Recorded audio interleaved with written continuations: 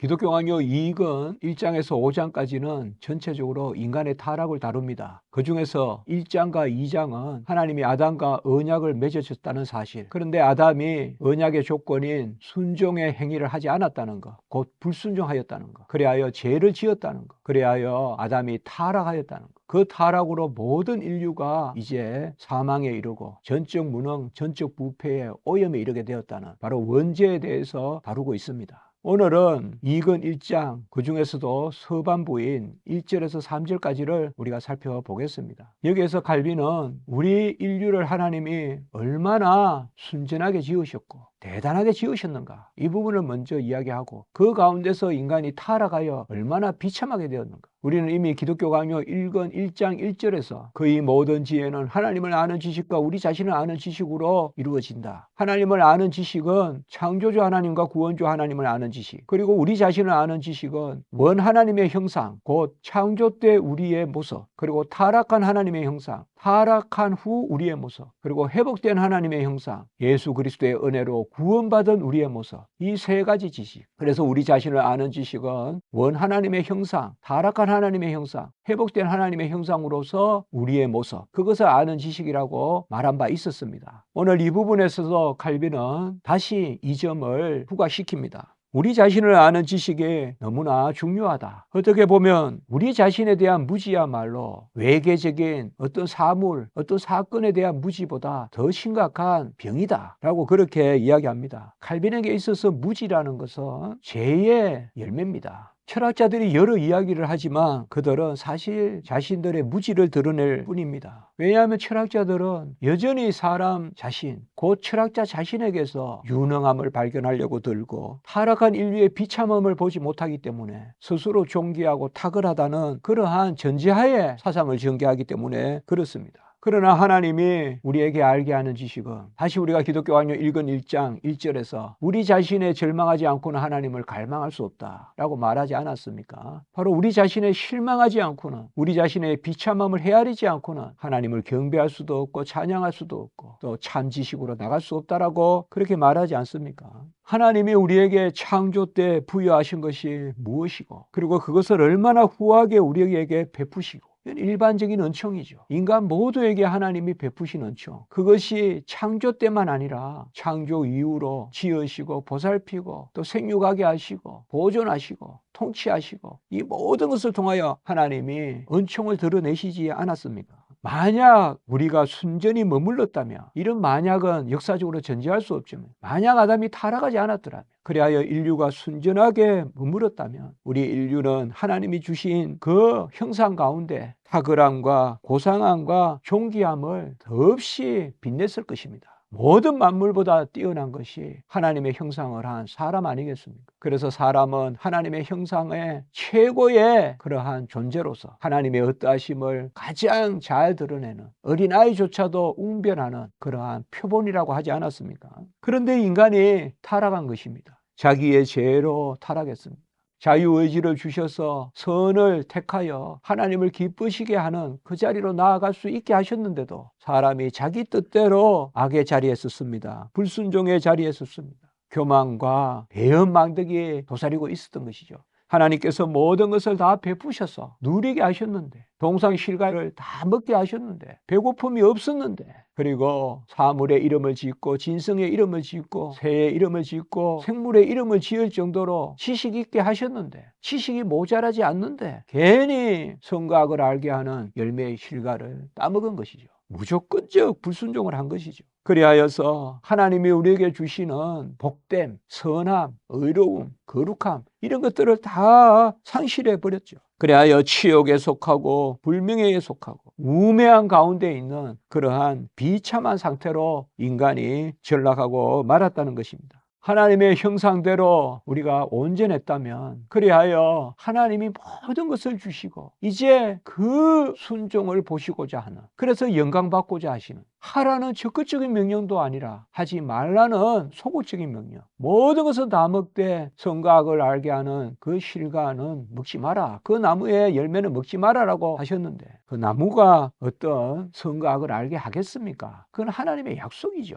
나무가 무슨 죽음을 주는 열매가 있겠습니까? 나무에 무슨 생명을 주는 열매가 있겠습니까? 그것은 하나님의 말씀, 하나님의 뜻대로 순종하면 생명이 있고 하나님의 뜻을 거역하면 사망이 있는 그것을 알려주는 표로서 나무를 두지 않았겠습니까? 그런데 사람은 선천적인 그러한 교만에 빠져버렸습니다. 하나님께 의지하고 피조물은 조물주에 의지하는 그러한 의존성 가운데 있을 때 온전함을 나타낼 수 있는데 스스로 하나님과 같이 되고자 하니 그 하나님이 금하신 것을 스스로 자의적으로 맹목적으로 알고자 하니 그것은 곧 하나님을 떠나는 것입니다. 하나님을 사랑하고 하나님께 붙들어 있고 원천이고 기원이신 하나님께 모든 마음을 또 모든 정성을 돌려야 되는데 맹목적인 자기애에 빠져 있습니다. 맹목적인 자기애. Blind love of self. 아모르 카이쿠스 수이 라틴어로는 맹목적인 자기애에 빠져서 선천적으로 사람들은 하나님을 사랑하고 하나님께 의지하는 것이 아니라 지식부터 거짓에 사로잡히고 헛된 편견에 극한 자기 지식에 빠져버렸다는 것입니다. 그래서 인간의 교만이 이제 끝없이 솟아나는 용천수와 같이 우리 속에서 교만이 나타나고 헛된 말과 유혹의 말이 우리 안에 무성하고 또 사람은 그러한 말들을 즐거워하고 진리가 아닌 진실이 아닌 거짓을 더 기뻐하고 거짓 찬사에 현혹되어서 거짓 달콤함에 빠져서 참 하나님을 아는 지식과 그 가운데 하나님 앞에 온전하게 서는 덕성을 상실하고 그저 자기가 옳다 하는 바대로 자기 소행대로 소견대로 살아가는 것이죠. 이것은 사람들 보기에는 나아 보일지 모르나 뛰어날지 모르나 하나님이 보시기에는 가장 비참한 모습이죠. 최초에 부여하신 그 존귀함을 상실해버린 것이죠.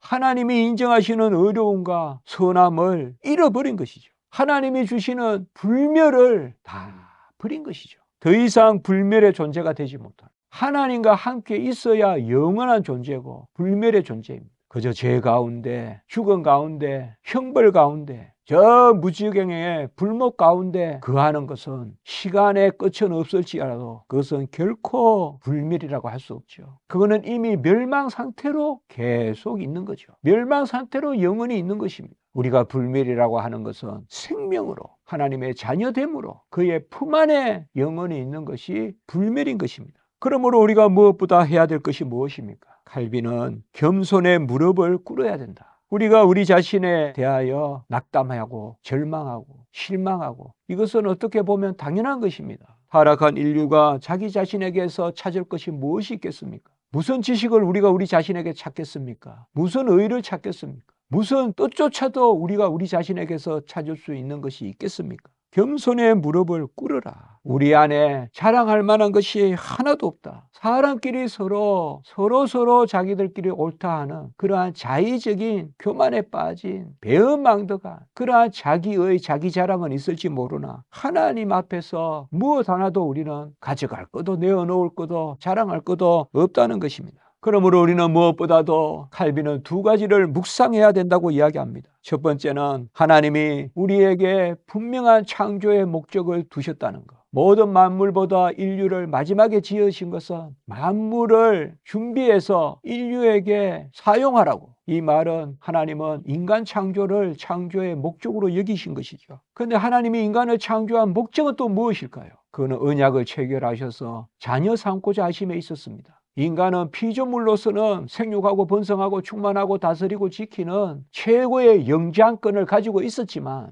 아직 자녀됨에 있어서는 하나님께 영광의 도구가 되어야 하는 그 조건이 있어야 됐던 것입니다. 그것이 순종이었습니다. 그것이 모든 것을 먹게 하시고 모든 지식을 주신 가운데 마지막 가장 적은 가장 끄트머리에 하나님과 같이 되고자 하는 불순종과 배은망덕한 마음이 없이 하나님의 품에 의지만 하면 되는, 그래서 하나님의 지식은 하나님께 두고 하나님의 능력은 하나님의 능력에 맡기만 되는 그것에 순종하면 됐었는데 하나님의 자리에 서고자 하는 교만이 들어온 것이죠. 배은망덕이 들어온 것이죠. 불충이 들어온 것이죠. 그래서 먼저 우리는 하나님이 우리에게 얼마나 많은 것을 베푸셨는지 그것을 감사하고 찬양하는, 그리하여 예배로 나아가고 하나님이 우리를 왜 지으셨는지 영생의 자녀로 하나님과 함께하는, 그래서 미래를 묵상하는, 미래의 묵상은 곧 불멸의 묵상이요, 불멸의 묵상은 바로 우리가 하나님의 자녀, 영생을 누리는 자로서 영원히 하나님의 품에 거한다는 것이죠.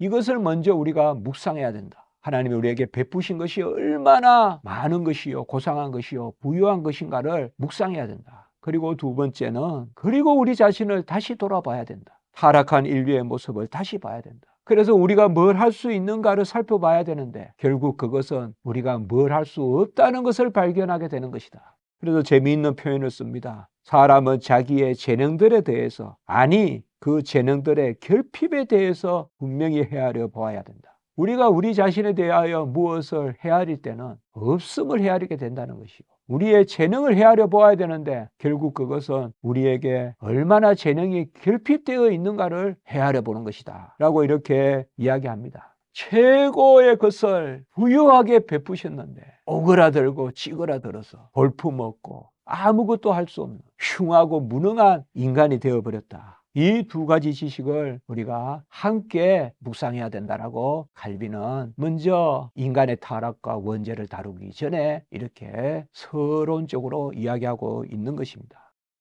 이 부분을 한번 정리해 보겠습니다. 우리 자신을 아는 지식은 창조 때 부여받은 원 하나님의 형상, 그리고 아담의 죄의 전가로 비참해진 타락한 하나님의 형상, 그리고 그리스도에 의해 전가로 회복된 하나님의 형상을 아는 지식, 곧 회복된 하나님의 형상을 아는 지식, 이 세 가지로 이루어집니다. 두 번째, 사람은 하나님의 형상으로 순전하게 지음받아서 탁월함과 고상함과 존귀함을 지녔으나 타락한 후에 우매함과 치욕과 불명에 의해 비참한 상태에 놓이게 되었다는 것입니다. 세 번째, 타락한 인류는 맹목적 자기애에 빠져서 교만하고 자기의 능력을 믿는 자부심에 취해 있고 자기 안에 건전한 지성과 덕성이 있다고 착각하고 그것의 결핍을 헤아리지 못하고 있다는 것입니다. 네 번째, 우리는 하나님이 아담에게 부여하신 최초의 존귀함과 의로움과 선함을 회복하는 자리로 나아가야 하며 아무것도 없는 무에 이를 수밖에 없는 우리의 결핍을 분명히 인정하고 하나님께 의지하고 하나님을 의뢰하여 예배드리고 미래의 불멸한 삶으로 나아가는, 그리하여 하나님 앞에 겸손의 무릎을 꿇는 그 자세를 우리가 가져야 한다라고 칼빈은 말하고 있습니다.